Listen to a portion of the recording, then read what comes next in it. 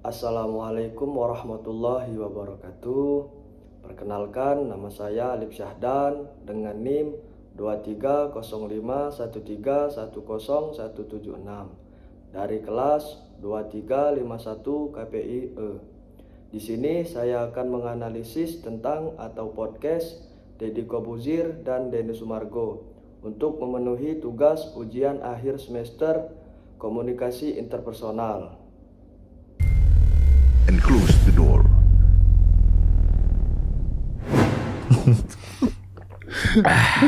Lu tuh memang bego. Sebelum masuk podcast, apa itu komunikasi interpersonal? Komunikasi interpersonal adalah pertukaran ide, informasi, pendapat, dan perasaan yang terjadi antara dua atau lebih orang.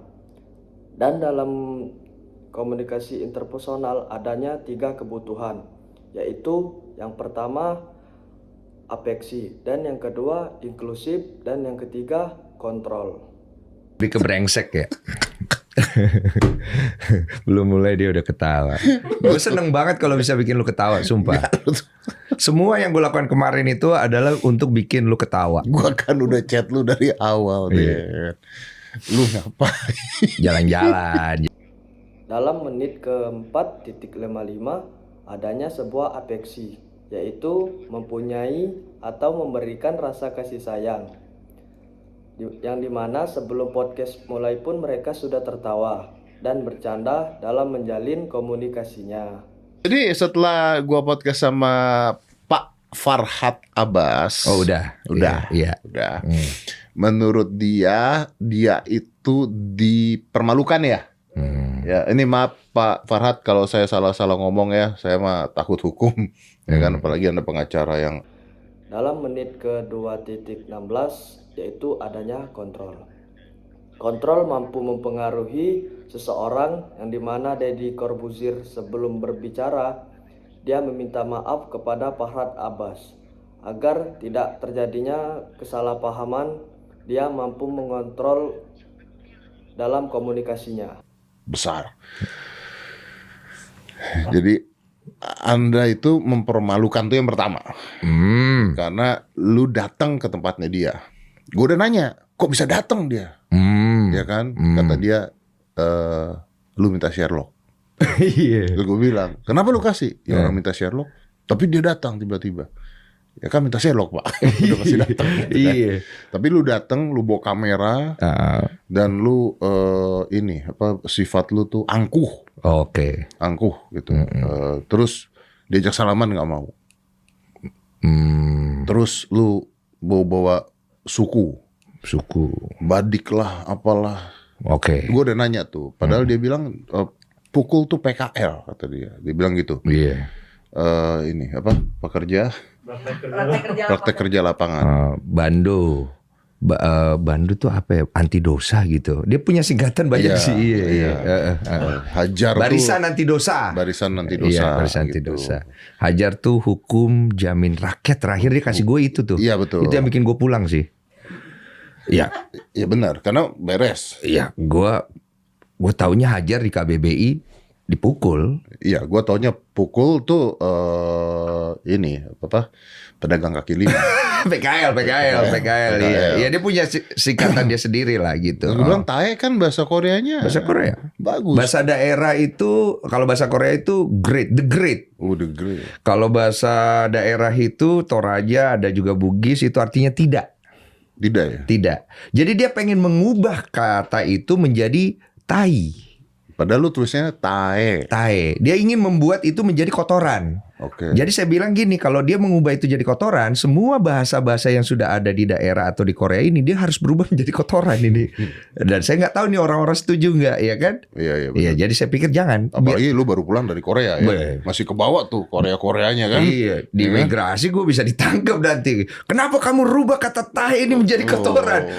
Sintayong itu bisa ada itunya loh. Iya, kalau dirubah bisa ada itunya. Kita jangan lakukan itu. Itu perbuatan tidak bijaksana loh. Sintayong. Iya, bener. Jangan. Oke. Tapi itu kata dia ya. Iya. Terus ya gua tanya, Gue tanya, gue mau fokus ke yang serius-serius aja di Den. Lu ya ada bercanda ya? Iya. Nggak, memang menurut gue jujur ya sebagai teman ya, untuk gue sih lu ke Farhad salah sih sebenarnya. Wah, makasih banget nih. Ya. Coba komen apa ya? Gue cuma diem doang. Bawa nama gue. Sampai gue Bawa bilang nama lu tuh ngejelekin lu atau apa? dengan tujuan untuk membuat orang itu melihat bahwa gue nggak setuju sama Novi. Oh, berarti lu ada di sisinya Agus gitu. Penggiringan opini. Iya. Oke. Padahal jujur gue mau tanya sama lu, saat detik ini pun lu masih di tengah. Gue di tengah. Oke, belum tahu ya. Karena kalau gue mau berpihak, pasti gue akan melakukan tindakan preventif terhadap dana itu secepatnya, dan gue akan mengambil balik dana itu karena itu datang dari donatur gue. Oke. Dalam video tersebut adanya inklusif, yaitu keinginan untuk menjadi bagian dari komunikator dan komunikan, yang dimana Deddy Corbuzier berbicara bahwa adanya penggiringan opini yang seolah-olah Denny Sumargo berada di posisi Agus. Kira orang normal khawatir nggak? Tidak. Iya, karena tidak normal mungkin. Bukan. Ya. Apa? Ya tergantung ya. Kita ngomong normalnya aja, Om Ded. Gini lah, sekuat-kuatnya manusia. Berhenti kalau senyum. Sekuat-kuatnya manusia, Om Ded, itu kan kita punya namanya khawatir dan resah. Ngerti nggak maksudnya? Ini dilakukan di ruang publik dengan tujuan pengancaman. Oke? Mau hajar itu pengancaman, bukan singkatan. Nggak mungkin dong. Deddy Sumargo. Tapi lu kan tahu itu. Tahan, Deddy Sumargo. Lu berani ngomong gini sama gua hukum jamin rakyat lu. Dalam menit ke-15.20 adanya gaya kelekatan, yaitu konsisten yang penuh terhadap gaya atau style kita untuk membentuk kepercayaan diri kita agar mempengaruhi orang lain.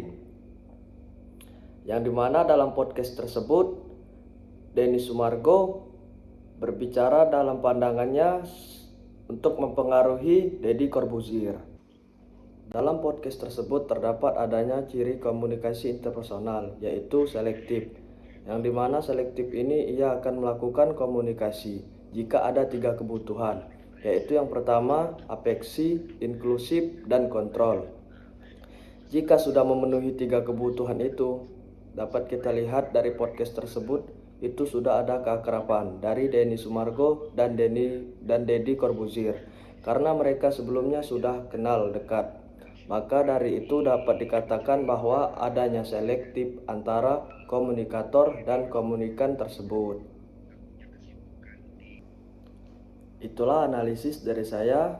Sekian, terima kasih. Wassalamualaikum warahmatullahi wabarakatuh.